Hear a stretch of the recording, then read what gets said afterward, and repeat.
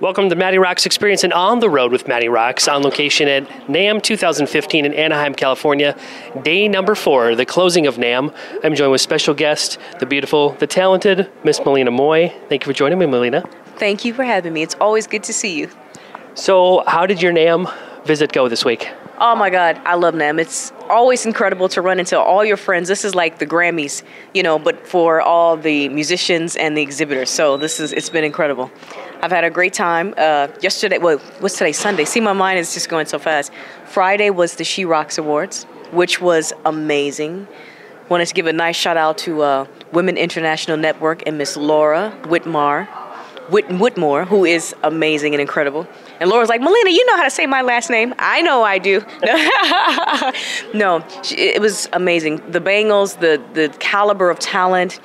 I mean, Mindy Aber, of course, the fantastic Orianthi hosting with Laura, and then to get the surprise with Richie Sambora. Yes. I loved it, right? Absolutely. It was amazing. Everybody was great. I learned so much. Who are some of the endorsers that endorse you here at NAMM? Dean Markley, I love them. Of course, Fender, which is one of the greatest guitar makers in the history of music. No, I love them. So yeah, Fender, Dean Markley, Moody Straps, DiMarzio. So I have a great crop of fabulous people who helped me to make the Malina Moye sound, and I'm so forever grateful. Right on. After catching up last year at the She Rocks for your Next Generation Award, what have some of the highlights been from the 2014 before we closed out the year? It's so funny. It's like so much stuff is going on. My mind is like trying to pick out what was the ones that just stood out. I will say what was incredible was I had a chance to do the Arsenio Hall show, which was amazing, being that, he came back and then, then they closed him off, but at least to get the shot to go in to play before he went off the air, which was unbelievable. I just felt like it was a part of some amazing history and legacy with Arsenio and, having a chance to share my music and meeting more people. That was incredible. Of course, I just did Jakarta, I think. Yeah, we were in Jakarta, which was a lot of fun. I'd never been to Jakarta. Obviously, I've been to Asia, did a lot of things in Tokyo. Love Japan. That was a long flight. See how I'm going with that? That was a long flight. And then I just got the cover of their magazine, which is Guitar Plus. So that comes out, it comes out tomorrow, but for the February issue. So it's a nice little 4-page spread, which is so cool, and I'm excited. I just thought about that. So, and then another women's event, it was the National Women's Making History, and they were honoring, again, which I had no idea that a woman was actually the head of NASCAR. So getting a chance to perform in some of the great Hollywood circles and, honoring some of the great Oscar legends and actors and actresses was incredible, and some of the movers and shakers in the world. So that was a lot of fun. Right on. A lot of stuff happening for you. Yeah, I think so. Malina, if you would. Oh, and the record we released. Oh, and we released the record, Rock. See what I mean? Rock and Roll Baby. And what was incredible about that is with, just all the fabulous things taking place, chaotic, landed on the Billboard chart and number 5 at the Twitter 140. And then that made it cross over to the single sales chart at number 11. So, man, it's been amazing. And it's like I said, it's just we're just getting started. Right on. Yeah. Malina, if you would, take Matty Rocks listeners back to the early years of your life in Lorain, Ohio. I'd love that. And give us some insight to how music, guitar playing came into your life. What's so funny is it's like it all comes full circle. I remember when I went back when the year Michael Jackson passed away, and it's kind of like I was on my grandmother's front porch, and you just kind of like, dang, okay, this is where we saw everything with like Michael Jackson and hearing all the music. And now it's like I'm going back, and that was the first time I played for the Rock and Roll Hall of Fame. They asked me to come in, and it turned into a service for Michael Jackson. So it was like a full circle moment. But growing up, my mom and my dad are excellent musicians. So I come from a family of, that's how we made a living. And our family band was called Moye. So we traveled, all over Asia and all over the States. And I know that's what gave me my basis on being Malina Moye, because I think it's important to feel comfortable and to make mistakes and understand what you like, what you don't like, what works for you. I think it helped to form me as an artist out front, obviously as a business person and as a performer. Minnesota, and then I'm going on to Minnesota, but pretty much growing up there, seeing it's the funk. I mean, come on, you've got some of the biggest and the best icons in the world that reside from Ohio, specifically right there in Cleveland or Cincinnati and in Detroit. That little mecca is where a lot of your funk comes from. Roger Troutman, Bootsy Collins, the list goes on and on and on. And then, of course, we migrate out to Minnesota, and then you get there, and it's like Prince. My hometown. I know, I love Minnesota. And then you get to Minnesota, and then it's like, come on, you know yourself. It's like a mecca of rock and funk. So that can't help but be my DNA. And coming from Ohio, you have the funk. You get to Minnesota, you marry the synergy of rock. Come on, that's Prince. And then that's Malina Moye, except I make it my own. Right. So yeah, I can't help but, I always tell people the best way to win is to be yourself and to do what you are, and the right people will come to you. That's right. Absolutely. Yeah. Who are the musical influences early on in your life who have helped shape and make you the great guitar player that you are today? Thank you for saying great guitar player. I myself am always on the quest to just continue to grow and be better. But just looking at people, obviously, again, I go back to Prince. I'm a person that's all about feel. I love it. I mean, come on, look at Slash. You have Jimi Hendrix, amazing, incredible. Stevie Ray Vaughan, Albert King. And again, it's just like being a left-handed player and playing upside down. You start to see certain things and you learn. And for me, I'm going to say some of my best chances, some of my growing years, I want to say, as an artist, believe it or not, was you think you can play and you got certain things under wraps or good enough for you to go out and do things.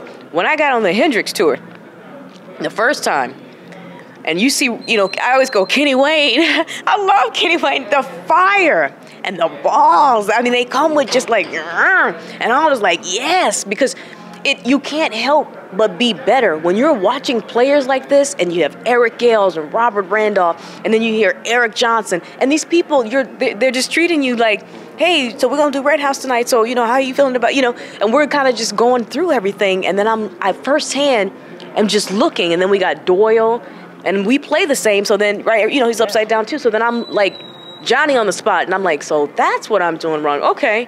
And then everybody, like backstage, that was like, it was amazing because it was, to me, that's where the party really was in the dressing room, and it was all about everybody enjoying music, though we all just stepped off the tour bus, like we were all together, yet we're in, you're backstage and now you're going over the same songs, but it seems fresh for some reason because everybody's so excited and so excited to see what new licks you're doing so that they can go, oh, that was great, and there's no ego.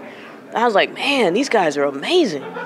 You know what I mean? And you're all learning something from one another. Like literally, that's what makes it so amazing. And then it's just like family. And yeah, I mean, Brad Whitford, I just remember like, and seeing Buddy Guy, because you see everybody, and then of course I'm like, everyone is in the audience, and after I do my segment, then I'm gonna go right to the front and I'm behind the speaker, watching Buddy do his thing, and then just seeing the reaction of how the audience is really taking it in. And what I love the most is like, the first time I went, it was so funny because Janie was right up front and she had her camera. And I remember Mark says, I love it. Janie came back out like she just didn't see you play yesterday. The same thing. And for her, it was like, yes, just go, Malina, go. All of them. I mean, it was great. So you just learn so much. So to me, that definitely, oh my God, that will stretch you. That will stretch you as a player. I mean, on so many levels. And they are so giving, and yeah. Right on. Yeah. I have seen and read mention about your childhood dream. Paint the picture for us. What was your childhood dream? My childhood dream is to do exactly what I'm doing right now, except we're just now getting it started. And what I want to do is rule the world. No, just as I say that jokingly, but I'm dead serious. What I want to do is I want to leave my mark about Malina Moye. I remember my mom always saying to me, is Malina, whatever you do, just do it the best that you can do. Don't ever half-ass anything. You have to do it full-on committed. And I knew early on that I was going to be an entertainer. I know and I knew this is what I am supposed to do with my life. I know it. And it took me a very long time to get here. And I understand and I appreciate so much because what you start to realize is it truly is the journey. the people that you really meet. It's amazing because these people, it's like they leave a stamp on you. And you take what works for you and you throw away what doesn't. But even the bad and the good, they have shaped me to be the artist and the person I am. So are you kidding? Yeah. I mean, you know, recently I like to always say this as a businesswoman, owning a label is one thing. But when someone actually can invest and put literally money behind, this is what you say you can do, I'm going to back you with this amount of money. And let's see if you feel, if what you're saying actually works. And for that, I will always be grateful because you're going to get so far. And this is a business. You can't forget that. And you're going to need a certain platform to help you to elevate to where you want to go. And I just feel so blessed because now I just feel like God has put all these important people, and it's like you put something out there and the universe does rise up to meet you. And I kind of feel like that's what's happening to me. So yeah, my dream is to continue to play, to do arenas, to play all over the world, to be on the front covers of many magazines, to sell lots of records, but more importantly, to really inspire and to touch people. Because you can really tell it and you can feel it for real. It's amazing. Yep, absolutely. Yeah. How did your earlier experiences in Moye Ice help prepare you for where you are today as a touring musician? Oh man, that's just it's like school. You know how you first have to go to kindergarten, and if you graduate kindergarten, you go to first grade, and you learn your pluses and your minuses, and then you start to go on and start to put your sentences together. Next thing you know, some of you may go on and go to calculus, and it may come. So it was one of those situations where that's the first time I learned to get a guitar. You learn to tune it up. You know, you learn to pick up a song. You absolutely learn who you are as an artist and what you want to bring to the table. And to me, Moye Ice is what definitely gave me that platform and allowed me the freedom to feel secure, to know, guess what? Okay, I sang a bad note. Okay, I know not to do that again. Oh, I hit a bad note. Okay, I know not to do that again. So it's such a, my parents are just so incredible as artists and so incredible as people, where they always said to me, Malina, just do it. Just go for it. Worst case, guess what? You won't do it again, right? And I'm like, yeah, you're right. And my dad, he always says to me, Malina, you want the good news or the bad news? And I'm like, oh. And he says, well, the good, he's like, give you the bad news. He said, the bad news is you ain't never going to be Michael Jackson. And I said, you want the good news? And I said, and he said, the good news, he's never going to be you. He says, so I always say, Malina, go and just keep doing yourself. No matter what, just keep going on and keep pushing forward. That is an ethic I think that I learned tremendously from my parents, is never stop, never quit, never let anybody tell you that you can't do something. That's right. Just believe it. Right. As crazy as it sounds, that is really, to me, the key to be successful. How did you learn, or how did you ever end up playing the guitar upside down? Oh, because I'm really left-handed. So initially when I first got my guitar, my dad surprised me, gave me a guitar, and then he had me play it this way, like for right-handed. And I was like, man, I'm like, I can't, look at my hands. Like, I can't even form this right. And I was like, this does not feel right. So when he left the room, I took the guitar and turned it upside down. I said, oh, now see this? And my dad's like, Malina, that's backwards. And he said, you know what, Dad, you seem to have a grasp on that. He says, that could work. And he says, you know, Jimi Hendrix is left-handed, but that shit's upside down. And then we just kept going with it. And it's so funny because now my dad says, I'm sorry, I don't know why I just didn't buy you a left-handed guitar. I said, I'm a kid, what do I know? I just made do with what you gave me and made it work. And thank God for the wonderful people like Fender, because then they're like, hey, we can, that's their thing. We can do what you see and how you see fit. That's what Fender does. And that was how my road to such a great family started, you know, creating the guitar that helps you to get the voice that you're looking to have. Let's fast forward to the 2010 Vikings-Cowboys game. That was so fun. That I was at. You were there? I was there. What? I was there. I didn't know that. That's why I added this question in. Yes. I didn't know that. I was there. Oh my God. How did that opportunity come to be for you to play in the Hubert H. Humphrey Metrodome at the time, which is no longer standing? I know. And you know, first of all, let me just say, that was also a dream. You know how like when you're little and you're just driving around, you're like, man, someday, because Rolling Stones played there many times, like, man, I want to come here and I'm going to play there. And you know, it's amazing how God works, where, you know, it's like you end up there. And I remember, it was actually, honestly, my publicist. People are like, really? No, my publicist. And they were like, would you like to come in to play? And I was like, yeah. And I remember going, okay. So as I got down there, I just remember feeling a little, I'm glad I actually had a rehearsal on it first with, I actually did a national anthem, I think for a warm-up game for the Padres or something in Arizona. So I kind of had, you know what I mean, where you can get, and that was more maybe like 20,000 people or something. This, as you already know, that was a whole other level. And I remember going, oh my God. And I remember saying, I wonder, is anybody actually going to be here? And I mean, 80,000 people strong. 80,000 people strong. And I remember so specifically when I landed, I told my dad, I said, listen, I'm wondering, can I catch a ride? And he's like, what? He's like, Malina, do you know how many people are going to be down there? And I said, you know what? Fine. They're going to send a car anyway, Daddy. And they sent the car to come pick me up. And I'll never forget when I got there and we played, you were there. And then they didn't tell me that the fireworks were going to be. So it was like I was so in the moment. I didn't even see any of those things. So somebody showed me the footage. And I was like, damn, they had fireworks. And the people were, the lights. I was so like, I was just like, and my dad, yeah, you know what I mean? I was like, I'm going to fucking get this. I'm going to kill this. I'm in the zone. I was like, let's just do this. And I remember that was a moment I will never forget because, wow. That building is no longer there. And that's even, that's what made it even sadder. And then it's like to even have that opportunity. And then I remember my brother said to me, see, Malina, I remember when we'd always drive by that place, you always said you wanted to play there, and you did. And I said, man, that was, You were wearing an Adrian Peterson jersey. That's right. I'm going to go off the grid here. Yeah. Okay. What is your take on the events that happened with Adrian Peterson this past year? You know, see, I didn't even mean to laugh. Let me tell you something. That's good that you brought that up. But, you know, because of myself as a human being and as a person, I personally don't think that I can make any kind of comments about Adrian Peterson and how he is handling or what he has done. Now, in that defense, I will say this. I realize that, you know, when you have your children, and I'm going to vote that he's a competent gentleman and he knows what is right and what is wrong. But I guess he's also coming from the school probably that my parents raised us with, where my grandmother would tell me, okay, you can go pick a switch. And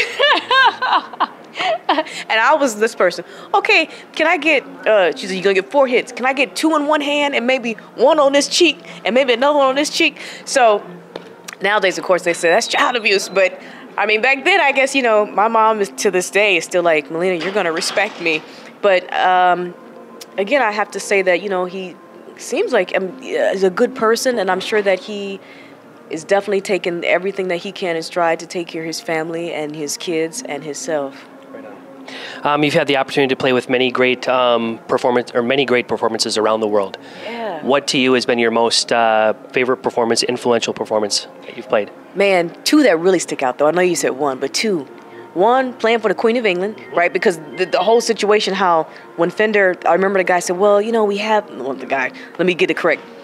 Wonderful person, Dell at Fender. And he's like, Malina, so, you know, we're going to have, Jeff Beck won't be able to make this particular show. And we were wondering, I said, I'll do it.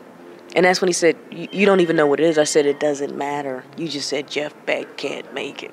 And the fact that you even included me in that same sentence, I want to do it, whatever it is. And then it came to come and perform for His Royal Highness Charles March. And he has this festival called the Goodwood Festival of Speed. It's one of the biggest festivals in the world with some of the fastest and the most famous and expensive cars, and everybody you can think of. I'm talking the brand, the CEO is who's who is here. And then at the end they were like, listen, can you play can you play God Save the Queen, which is our country, my country, 'tis of thee. And I said, okay. And then I'm on top of a castle, and next thing I know, I see a Royal Air Force, and it's to honor the Queen of England. And I remember, once again, with these moments, you can't think too much about, oh God, I'm on top of a castle, and you got to go, we're on. And then after it was done, I was like, oh my God, look at the footage again. There's a Royal Air Force. And I heard the guy go, and now to honor the Queen of England, Malina Moye, 4. And that's when I said, oh my God. And I had to go. Wow. Yeah, and that's when you know it's real. Yes. That's official. That and then the Rock and Roll Hall of Fame. I will always, are you kidding me? Oh my God. That was the best. Only because, again, all the people that I have ever loved and had a chance to see, to now go back and even just to play for Chuck Berry, and then to see Joe Bonamassa and, you know, Ernie Isley and, you know, Steve Jordan. I was like, this is unbelievable, because here I am, just a girl, like you said, playing the guitar in the bedroom, like after school, just, going over my scales. And like, I knew that, but the thing is, I knew this, like I said, this is what I'm supposed to do. But it always surprises you when you go, wow, it's really happening. It is. It's really happening. That's the part that you go, yeah. Most influential artist that you've ever graced the stage with or worked with? I mean, they all have so much that they have left a stamp on. Who would I say? Again, you know what? I mean, I'm going to go with Chuck Berry. And the reason I say that is because, and there's so many great ones, but I say him because Chuck Berry is a showman as well. And as a showman, and then really taking blues and making it rock and roll and just bringing so many different elements, and then to be able to honor him, and then to also play with him, with Lemmy, and all, everybody, and you're just like, wow. Then you seriously just have to take a moment, and you're just like, I can't believe my life right now. Yeah. To date, you have 4 album releases under your belt. Which one to you are you the most proud of, and why? I'm going to say the one that we currently have right now, simply because, again, I feel that you grow so much as an artist, you grow as a musician, and you grow as a person. And I always like to look back and say, where you are right now is more than likely some of the most current stylings, voices, and messages that you want to portray and to get out. It's kind of like if you have a relationship.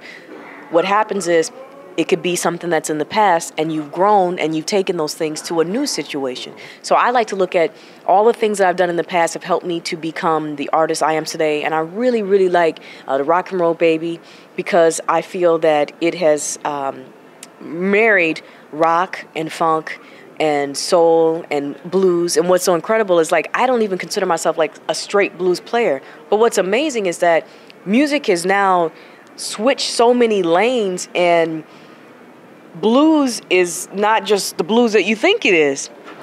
I would definitely be under that category, because it's like blues rock. It's like funk rock. It's because it's got a feeling. Blues is something that you really feel, and it evokes some kind of emotion. It's real. And I think, and I hope that that's exactly what I'm trying to project in my music. How has Rock and Roll Baby done for you so far? Man, are you kidding me? Off the charts.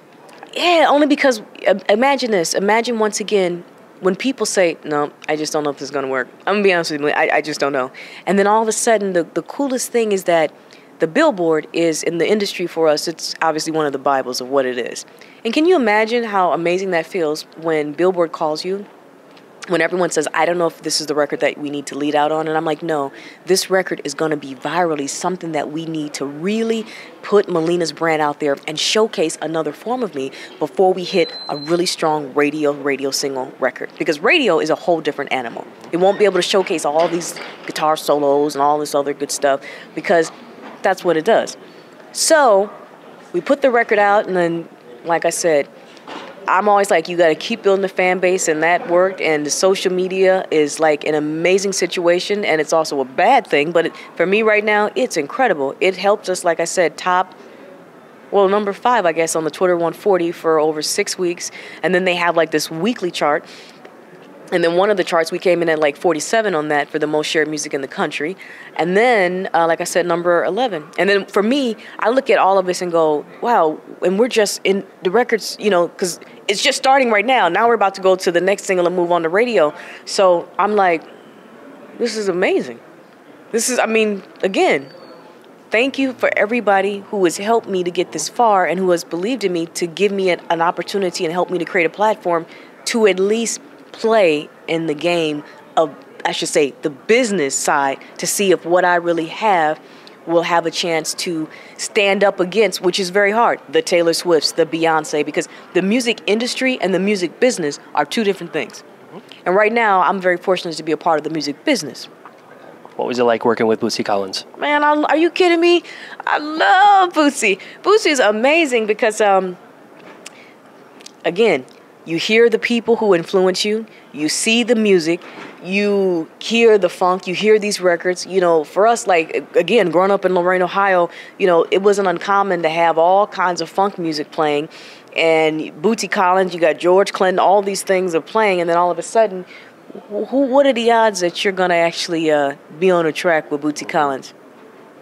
Right? And then you're like, are you kidding me right now? And so then they take you in as family, and then Ron and Frankie, and you're just like, this is amazing. And then all of a sudden the Get On Up comes on out, and then you really start to go, wow, I am really blessed. I knew about you, but I had no idea to the extent that you truly are one of the founding fathers of funk with James Brown. And not only that, but to have Frankie on the drums as well, who's also a part of this. And then I'm like, wow. And so I was like, I don't care if Chaotic did nothing. To me, it's the fact that here's a childhood dream where I'm just like playing with the people who helped to create the backdrop to people's lives. Right on. And you guys felt cool, good enough, felt that I was worthy to even jump on a record with me to help me to put my music out. And then you jumped in the video to solidify it. Right. Thank you. Yeah, that's it. Malina Moye, the actress. How did it all come to be to play in Simpatico as a receptionist? I love it. Okay, you know what's so funny is that's when I first came to California, and it's like initially my goal was I was just going to come out here. I said, you know what? I want to come up with the money so I could literally finish my record. And then all of a sudden, people were like, you're an actress too. And I'm like, I am? And what do you know? Suddenly, I am on a set with like Sharon Stone and all these, major people. And I'm like, this is incredible. Top agents, managers. And yeah, and obviously acting is definitely a part of my brand. So now one of the things as well is I'm also a partner in a film company. So we have several films on slate. My partner, who actually is the spearhead, is Mark Fusco. And Mark did a lot of work with Mr. Steven Spielberg. And so I'm very fortunate where I also get to pull his leg and ask him to shoot my music videos. No. But, and of course, I'm like, you better put me in one of those pictures, please. So, but no, it's also part of the whole brand. I mean, to me, it's just another outlet of who I am. Acting, singing, writing. I also see myself, as a businesswoman. And then, of course, I like to see my brand eventually go out to a line of guitars as well as makeup. I mean, I love it all. You're all over the board. You know how we do it. Yes. What? Is there anything that you would like to add to this interview that we haven't covered? I love it. First of all, I'm just surprised you was at that game. See, I didn't even know that. That right there is just like, I love it. What I like to say is believe. As crazy as it sounds, I know it's so cliche, but I'm telling you, I'm a person who was homeless, who had nothing, and then all of a sudden, it's just, I never stopped. And to me, this is just a beginning. This is just the beginning. Don't ever, ever, ever stop. Even when you feel like this isn't working, that's when you have to let go and let God. That's what my mom always says to me. But it will happen. I'm the same. I'm just like anybody else. It's just that I did one thing. I actually believe, you know what? I could get up there and get on stage to do something, and people they might like it. And I just believe that's where I belong. Just believe it. What does the future hold for Malina Moye? You know what? I have so many amazing plans, and it's so funny is now I sound like some person I think that's got some experiences, right? When I go, I have all these plans, and then God has a whole nother plan.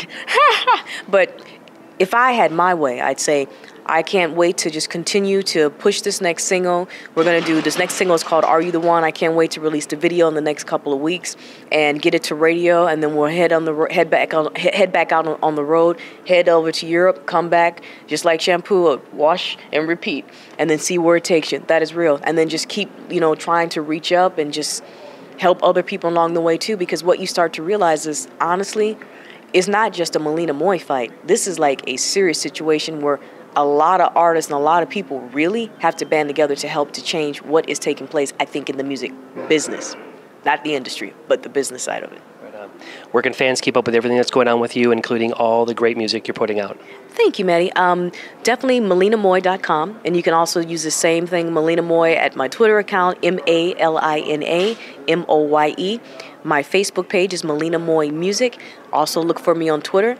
And at any concert event, please always stop by and say hi. I love meeting new people, and I appreciate everybody for picking up my record, and I thank you. Malina, I'm going to give you the opportunity to send a message to Matty Rocks listeners all around the United States and around the world who are going to potentially hear and see this interview. What would you like to say to them? I would like to say to them, God bless you. Thank you so much for everything. Keep going, keep moving up, and never quit and never stop, and keep dreaming.